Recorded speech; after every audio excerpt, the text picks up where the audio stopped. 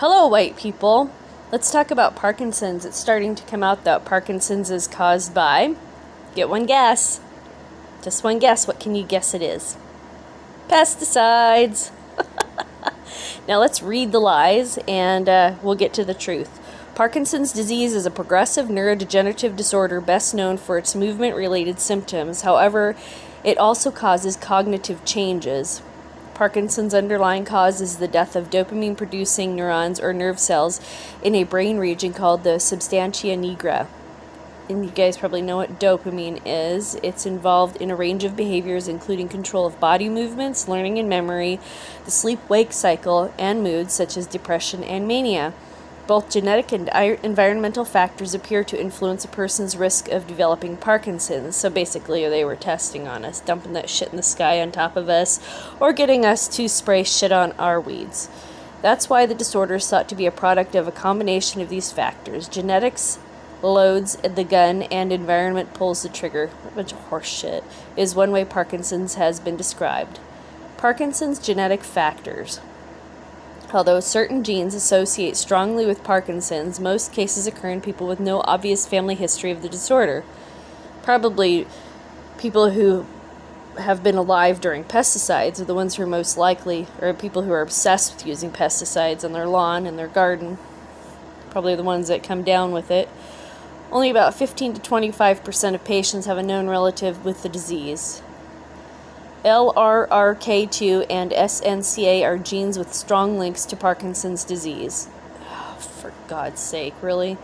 LRRK2 provides instructions to make the leucine-rich repeat kinase 2 enzyme, which is associated with late-onset Parkinson's. SNCA enables production of the alpha-synuclein protein that accumulates in toxic clumps, often called Lewy bodies, inside nerve cells of people with Parkinson's. Mutations in this gene occur in early-onset Parkinson's disease. Disease-causing mutations in these genes are inherited in what is called an autosomal dominant manner, meaning that only one copy, people generally receive at least one copy of a gene from each parent, is needed to trigger disease. Do you see these lies? They just make up all this horse shit so people think that because the government tests on us, they're constantly dumping all these poisons on us, and then they try to come up with these cures, and I can only speculate. Let's go down the path of speculation here. Do they dump this shit on us and then try to find antidotes to it? Because they like to be both, the buyer and the seller, or the seller and the buyer. They like to play both sides of the equation. They're a bunch of sickos. But is it for a biological warfare so that they have an antidote to this? I'm sure they have an antidote to whatever they've dumped on us. I'm going to skip through all these dumb fake proteins. All just fake. Environmental factors, environmental risk factors influencing Parkinson's range from past physical trauma to air pollutants, with no single factor clearly triggering disease onset. Age is one of Parkinson's more significant environmental risk factors.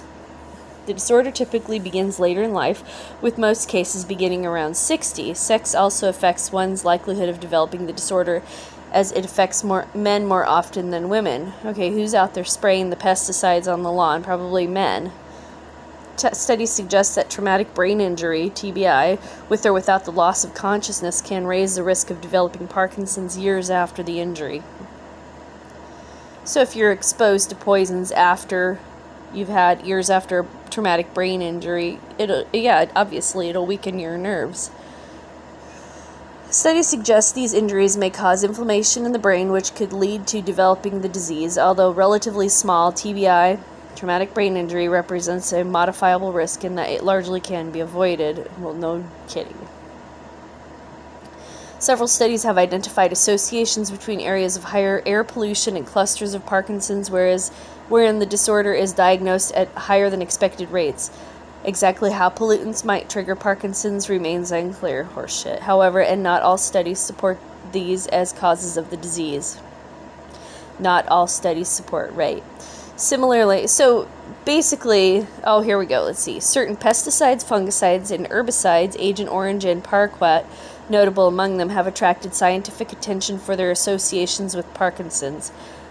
I don't even know if I'm saying this right. Paraquat's possible contribution to the disorder remains actively debated, and in 2009, the U.S. Department of Veterans Affairs added Parkinson's to the list of disorders possibly associated with Agent Orange exposure. If you've ever seen anybody with Parkinson's, this is a horrible disease. Other agricultural toxins under investigation for potential links into Parkinson's include mannib, permethrin, beta-hexachlorocyclohexane, and dichlorophenoxyacetic acid. Okay.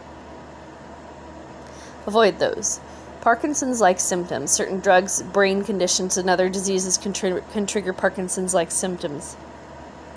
The neurotoxin, MPTP, was discovered as a cause of motor symptoms similar to Parkinson's. The neurotoxin, huh? Here we go. So now we know which neurotoxin it is. As a cause of motor symptoms similar to Parkinson's in the late 1980s and became the focus of more than one medical detective story. The compound now is used regularly to create mouse models of Parkinson's disease. Do you like that? The buyer and the seller, it's right here in front of us, and people just ignore it, and instead of taking an antidote for or getting chelated for these poisons in their nerves, they just keep taking these drugs. Certain antipsychotic medications can also cause Parkinson's symptoms, whereas MPTP's effects are irreversible. Those of antipsychotics generally fade after the medication is stopped. Multiple symptoms, atrophy, Lewy body disease, progressive supranuclear palsy, and other brain conditions often mimic the symptoms of Parkinson's. Finally, cerebral vascular disease such as stroke can resemble aspects of Parkinson's by damaging and often killing some parts of the brain. Alright, so let's see. What did we say this was caused by? The neurotoxin MPTP. Let's investigate that one. Let's see. MPTP is a prodrug to the neurotoxin MPP, which causes permanent symptoms of Parkinson's disease by destroying dopaminergic neurons in the substantia nigra of the brain. It has been used to study disease models in various animal studies. While MPTP itself has no psychoactive effects, the compound may be accidentally produced during the manufacture of MPPP. There we go, we got the PP, right? A synthetic opioid drug with effects similar to those of morphine and pethidine. Meperidine. I think that's Demerol. The Parkinson-inducing effects of MPTP were first discovered following accidental injection as a result of contaminated MPPP. What? Accidental injection? Huh.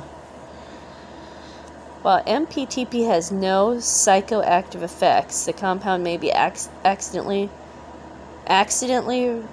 produced during manufacture. What is this accidentally horseshit? Well, now we gotta go. Let's look at toxicity here. Oh my god. Who injects this shit? Injection of MPTP causes rapid onset of Parkinsonism. Hence, users of MPPP contaminated with MPTP will develop these symptoms. MPTP itself is not toxic, and as a lipophilic compound, meaning it goes like fat loving, can cross the blood-brain barrier. Once inside the brain, MPTP is metabolized into the toxic cation, whatever it was, by the enzyme, blah, blah, blah, glial cells, blah, blah, blah. MPP kills primarily dopamine-producing neurons. That's probably all you need to know. Kills the dopamine-producing neurons. Because MPTP itself is not directly harmful, toxic effects of acute MPTP poisoning can be mitigated by the administration of monoamine oxidase inhibitors. It can be mitigated. Jeez. So, they cause a disease, then they give you a drug that'll make you feel like shit, and then you go to the doctor and they give you more drugs, so you don't feel like shit, but you end up feeling like shit anyway. Dopaminergic neurons are selectively vulnerable to MPP. because DA neurons exhibit dopamine reuptake, which is mediated by DAT, which has high affinity for MPP. I don't even know what MPP is. Now we got to go back to see what MPP is, or MPPPP. How many P's in MPP? Desmethyl Prodigne, 1-methyl, 4-phenyl, 4-propion oxypiperidine as an opioid analgesic drug developed in the 1940s by researchers at Hoffman, again with the man La Roche. Desmethyl Prodigne has been labeled by the DEA as a Schedule I drug in the U.S. It is an analog of pethidine, the Schedule II drug. Chemically, it is a reversed ester of pethidine, which has about 70% of the potency of morphine. Unlike its derivative Prodigne, it was not reported to exhibit optical isomerism. What in the world is optical isomerism? I don't know. It was reported to have 30 times the activity of pethidine and a greater analgesic effect than morphine in rats, and it was demonstrated to cause central nervous system stimulation in mice. Okay, so history. It was first synthesized in 1947 at Hoffman-LaRouche Laboratories by Albert Ziering and John Lee. They found that it produced effects similar to morphine when administered to rats, so synthetic morphine. Ziering had been searching for synthetic painkillers that were less addictive than morphine. Okay, let's stop here. I used to work in drug and alcohol rehab. I'm telling you, these synthetic painkillers, they get into your body, they are a bitch to detox from. I have seen people go through hell detoxing from synthetic painkillers.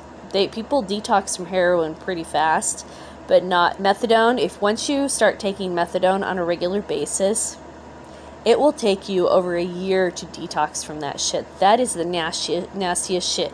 If you're a drug addict, do not take methadone. Do not get roped into that, because they will have you forever. It's a horrible drug. And then the way that they regulate the methadone, this, you're not going to believe this. So they give you, because you can't just detox from, let's see, I guess, okay, so opioids will dry you up. They slow down everything and they dry you up, I guess, to make this really rudimentary. And when you stop taking narcotics or opioids, then you start tearing up really bad. You'll have really bad diarrhea, and so methadone is to lessen those symptoms, because it's just. And then if you have pain, most people. Okay, so every single person that I took care of when I was in inpatient drug and alcohol rehab had pain issues. That's why they were drinking heavily, and that's why they were using illegal drugs, because they had pain issues that their doctors chose to ignore. And why do people have pain issues? From the shitty food that they eat. And why do people eat shitty food? Because they don't feel good and it's the easiest thing to fix. But anyway, so, they're perpetually in the matrix because they're in agony. But anyway, so what they do is they try to get you off the heroin, off the street drug. They want you to go to a methadone clinic, and they get you on that. And then one day they decide, I have no idea what their rationale is, and they're going to taper you off the methadone, or they're going to cut down the dose that they give you. They have no rhyme or reason. These are probably the stupidest people I've ever seen in my life. People end up in the hospital because these methadone clinics don't know how to taper people off. It's just stupid. Now, I can't speak for every single methadone clinic. I can only speak from my anecdotal experience. Anyway, so now here I am. I've gone way off of Parkinson's. So, Parkinson's is caused by a neurotoxic drug. I mean, what other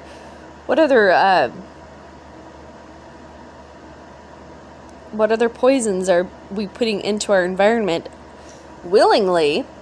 Like Roundup. People don't want weeds. People don't want bugs. When I was over at my mom's house, she has this giant case. So my mother's diagnosed with stage 4 lung cancer. I go over there, and there's flies. There's probably 2 flies in the house. It's summertime. Flies get into the house. This is normal.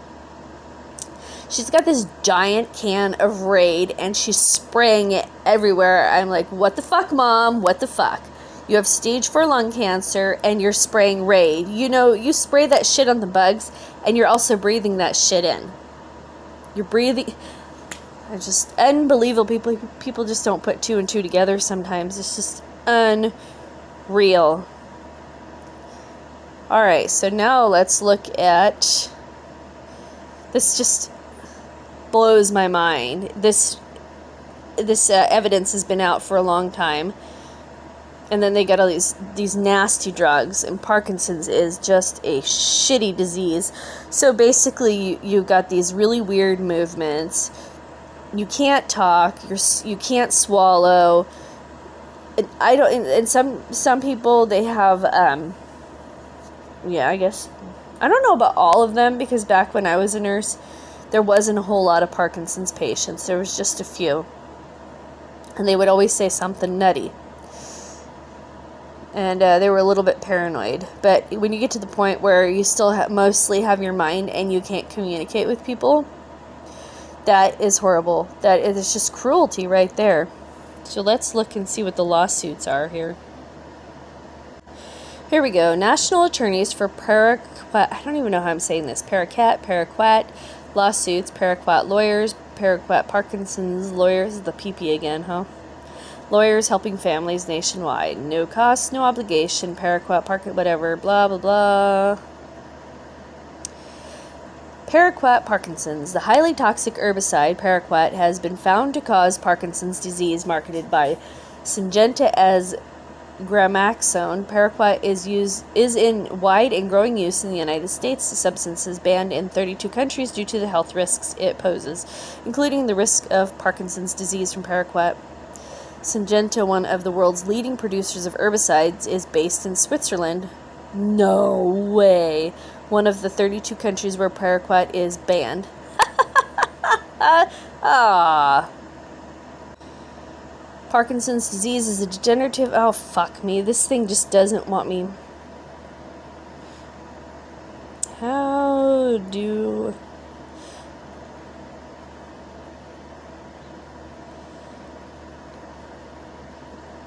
I don't even care. Alright, let's talk about Paraquat. Is a toxic chemical that is widely used as an herbicide plant killer, primarily for weed and grass control. In the United States, Paraquat is available primarily as a liquid in various strengths. Facts about Paraquat. Oh, let's go to the CDC. Symptoms. Symptoms of Paraquat poisoning include burns and pain in the throat, coma, difficulty breathing, nosebleed, seizure, shock, shortness of breath, and stomach pain. Causes. What causes Paraquat poisoning? Paraquat poisoning most often comes from swallowing the chemical. This can occur after consuming contaminated food or beverage. Workers who are frequently around the chemical are also susceptible to poisoning that can lead to lung damage. Well, this sounds fun, doesn't it? Whoops, I hit the wrong button there. Side effects. Chronic exposure can lead to lung damage, kidney failure, heart failure, and also, esophageal strictures. Really? Esophageal strictures? I thought that was caused from alcohol consumption. Accidental deaths and suicides from Paraquat ingestion are relatively common. Really? Wow. Is Roundup Paraquat? Is Paraquat in Roundup? No, Paraquat is not the active ingredient found in Roundup. The makers of herbicides containing Paraquat are facing lawsuits over the link between the toxic chemical and Parkinson's disease. All right. Well, I think... Oh, let's see here. Let's go to this one. Do farmers use Paraquat? Paraquat is often referred to as a Gramaxone, a popular end-use product. It is an important tool for the control of weeds in many agricultural, non-agricultural settings. It is also used for desiccation of crops like cotton prior to harvest. Alright, well, that makes me wonder now. Now I gotta look and see about hay. You know, a lot of hay has herbicides in it, and if you get hay with herbicides, you'll kill all your plants and poison your soil, but you have to wait, I don't know how many years, 1 to 5 years, and just have it outside and it'll break down. I know that this video is very long. I just have one more thing to say. If you look into the medical literature, you will see that there is no antidote for neurotoxicity, for most neurotoxins. But if you go to natural healing and herbal remedies, you will find that there is actually an antidote. And my thought is that any plant that cannot be killed off by a pesticide or herbicide or whatever, that's a plant that's going to, and it's not poison to me, that's a plant that's going to heal me. What do you guys think?